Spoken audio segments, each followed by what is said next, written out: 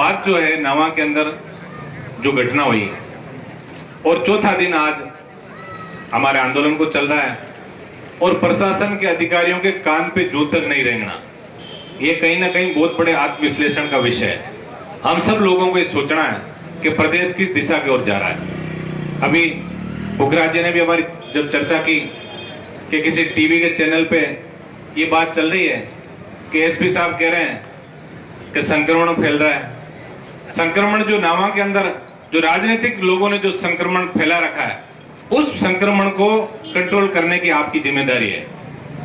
मैं पिछले 4 दिन से देख रहा था, मैं सबसे बड़ा धन्यवाद तो भारतीय जनता पार्टी के वयोवृद्ध नेता हरीश जी कुमाऊत को दूंगा कि 75 प्लस की उम्र होने के बाद भी इन्होंने कल ही घोषणा की कि 24 घंटे के अंदर यदि अपराधियों को गिरफ्तार नहीं किया तो मैं आमरण अनशन पे बैठूंगा। और उसके साथ उन्होंने कल से आमरण अनशन शुरू कर दिया। उनके साथ भाई विजय सिंह जी और पूरी टीम जो है वो आमरण अनशन पे बैठी है।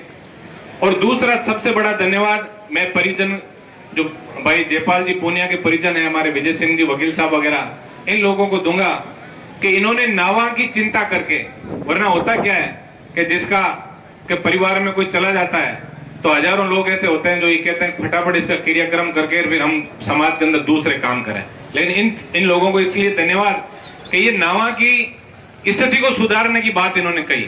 इन्होंने ये कहा कि हमारा जो लाल है वो चला गया, लेकिन नावा के अंदर ऐसी घटना की पुनरावृत्ति नहीं हो, इसके लिए चाहे कितना ही समय लगो, हम परिजन जो है वो इस आंदोलन करने वाली कोर कमेटी उसके साथ है। ये जो भी फैसला करेगी वो हमें मंजूर है।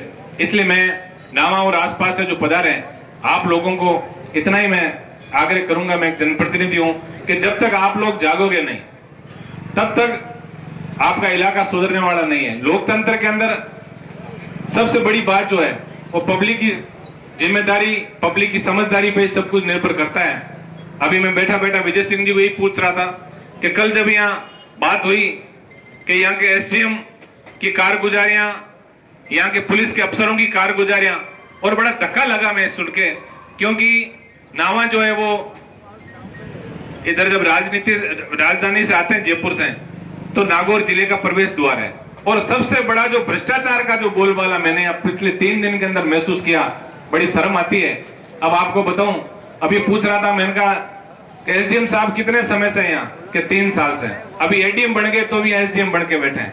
और मैं आपको बता दूं क्यों सर के अंदर मुझे 3 साल विधायक बने हुए हो गए, और हनुमान जी जब 18 के अंदर विधायक बने थे और उसके बाद आप लोगों के आशीर्वाद से सांसद बन गए, मैंने कम से कम 6-7 एसडीएम वहां बदले हुए देखे, 6-7 थानाधिकारी वहां बदले हुए देखे। व्यक्ति जब प्रशासनिक अधिकारी ज्यादा समय तक एक जगह बैठता है तो कहीं ना कहीं बदमाशी शुरू कर ही देता है वो। और अधिकारियों को यही चाहिए कि नेता जब दलाल के रूप में उनको मिल जाते हैं तो उनके लिए और भी अच्छी बात है, उनको कुछ करना नहीं पड़े, जनता उनका विरोध कर नहीं सकती।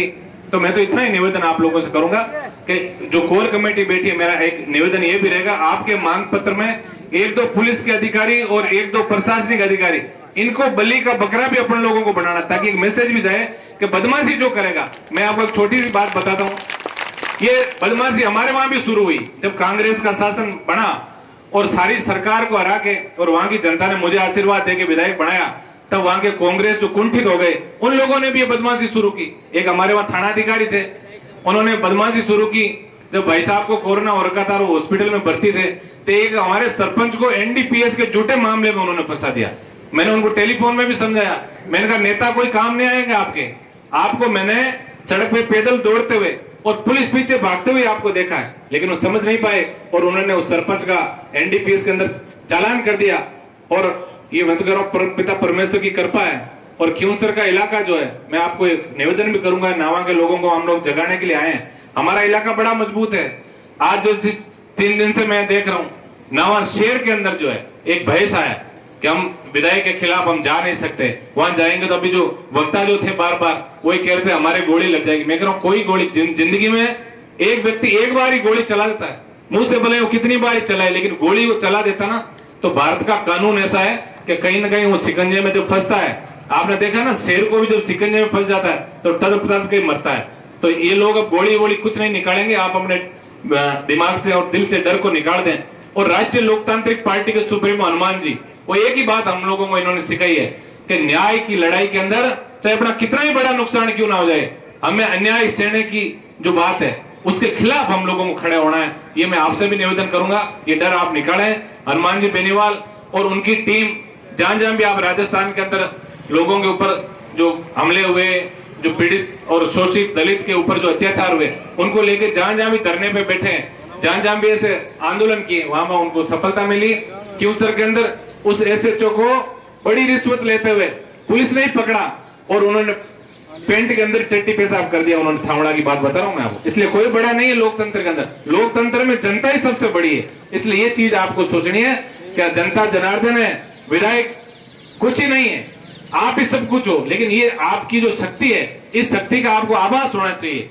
आप लोग, मैं यहाँ कई दिन से, पिछले 4 दिन से देख रहा हूँ, अरे साहब एमएलए साहब ये कर देंगे, एमएलए साहब वो कर देंगे। एमएलए साहब कोई भगवान के अवतार थोड़े।